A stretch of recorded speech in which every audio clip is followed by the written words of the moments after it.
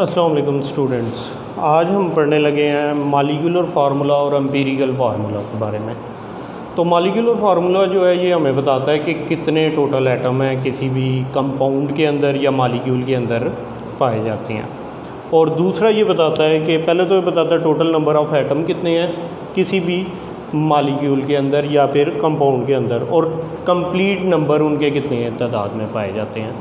जैसे कि for example मैं अगर आपको बता देता हूँ कि एक मॉलिक्यूल है हमारे पास, वाटर है, तो इसके अंदर 2 हाइड्रोजन और 1 ऑक्सीजन ये मिलके वाटर बनाएंगे, फिर ही वाटर का मॉलिक्यूल बनेगा। इसी तरह से अगर हम ले लेते हैं सोडियम क्लोराइड, तो सोडियम क्लोराइड जो कॉमन सॉल्ट है इसके अंदर सोडियम का एक एटम और क्लोरीन का भी एक ही एटम, ये आपस में मिलके जो है वो एक सोडियम क्लोराइड बनाएंगे, फिर ही ये इसका मॉलिक्यूलर फार्मूला बनेगा। एग्जांपल आपको एक मैं देता हूँ ग्लूकोज की, C6H12O6। हमारे पास ये ग्लूकोज का जो है वो मॉलिक्यूलर फार्मूला है। इसके अंदर 6 कार्बन के एटम है, 12 हाइड्रोजन के एटम है और 6 जो हैं वो ऑक्सीजन के एटम है। जब ये एटम मिलेंगे तो ग्लूकोज का फार्मूला बनेगा। अगर हम इनके अंदर सिंपल रेशो फाइंड करते हैं तो वो हमारे पास रेशो आएगी 6:12:6, यानी कि 6 कार्बन के एटम मिल रहे हैं, 12 हाइड्रोजन के और 6 ही ऑक्सीजन के मिल रहे हैं, तो तब हमारे पास ग्लूकोज का फार्मूला आएगा। तो इसी को अगर हम सिंपल फॉर्म में 6 पे डिवाइड कर दें, 6 1s are 6 2s are और फिर 6 1s are, तो ये जो है ये सिंपलेस्ट होल नंबर रेशो आ जाएगी इसके अंदर। ये जो सिंपलेस्ट होल नंबर रेशो है ये इसको कहते हैं हम एम्पिरिकल फार्मूला। जब भी किसी मॉलिक्यूल को simplest whole number ratio form में लेके आए तो उसको फिर हम एम्पिरिकल फार्मूला कहेंगे। तो टोटल नंबर ऑफ़ एटम जो भी किसी मॉलिक्यूल के अंदर होंगे उसको हम मॉलिक्यूलर फार्मूला कहेंगे, और जो उसकी सिंपलेस्ट फॉर्म होगी, जैसे कि यहाँ पे कार्बन का 1, हाइड्रोजन के 2 और ऑक्सीजन का भी 1, तो ये इसकी सिंपलेस्ट फॉर्म है, तो इसको हम एम्पिरिकल फार्मूला कहेंगे। मिसाल के तौर पे यहाँ पे हमारे पास ये जो है C6H12O6 ये हमारा मॉलिक्यूलर फार्मूला है, और इसकी जो सिंपलेस्ट फॉर्म आई है इस एग्जांपल की CH2 और O, ये हमारा इसका एम्पिरिकल फार्मूला है।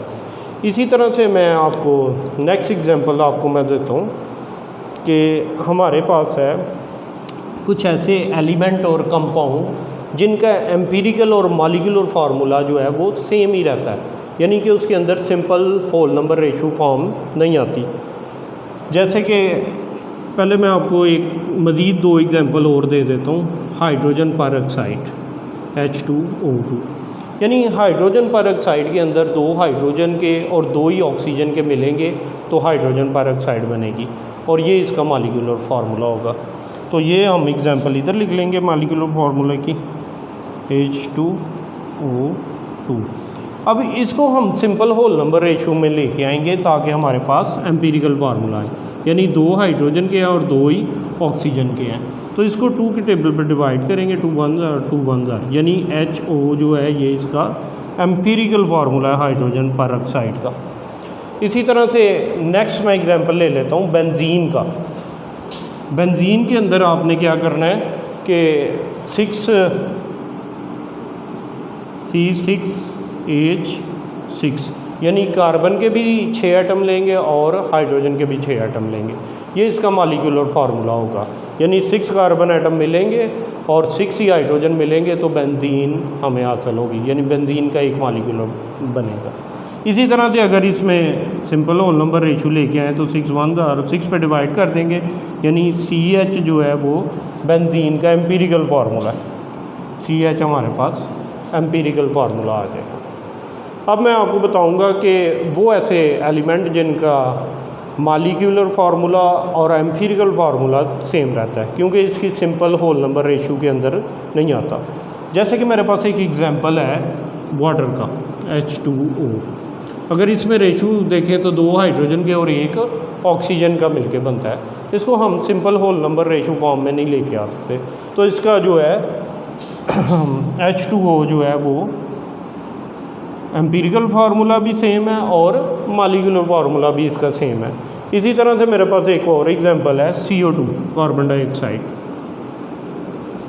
यानी 1 कार्बन का और 2 ऑक्सीजन के। इसमें भी हम simple whole number ratio form नहीं लेके आ सकते, इसलिए इसका भी जो है वो एम्पिरिकल और मॉलिक्यूलर फार्मूला सेम है CO2। लास्ट एग्जांपल आपको देता हूँ मैं HCl का। इसमें भी 1:1 यानी हाइड्रोजन का 1 और क्लोरीन का भी 1 एटम कंबाइन करके हाइड्रोक्लोरिक एसिड बनाएंगे। तो ये भी एम्पिरिकल और मॉलिक्यूलर फार्मूला जो है इनका सेम रहेगा। तो ये ऐसे 3 एलिमेंट हैं यानी कि मॉलिक्यूल हैं जिनका एम्पिरिकल और मॉलिक्यूलर फार्मूला सेम रहता है। तो फाइनली मैं थोड़ा सा रिपीट करूँगा लेक्चर को कि मॉलिक्यूलर और एम्पिरिकल फार्मूला। मॉलिक्यूलर फार्मूला जो होता है वो हमें टोटल नंबर ऑफ़ एटम्स के बारे में बताता है और एम्पिरिकल फार्मूला जो है हमें सिंपल होल नंबर रेशो के बारे में बताता है। तो जैसे कि मैंने आपको ग्लूकोज़ का एग्जांपल दिया है कि ग्लूकोज़ में 6 कार्बन के 12 हाइड्रोजन के और 6 ऑक्सीजन के एटम से मिल के ग्लूकोज़ बनेगा, एक मॉलिक्यूल बनेगा। इसकी अगर सिंपल होल नंबर रेशो लेके आए तो C कार्बन का 1, हाइड्रोजन का 2 और ऑक्सीजन के 6 पे डिवाइड करके हम लेके आए।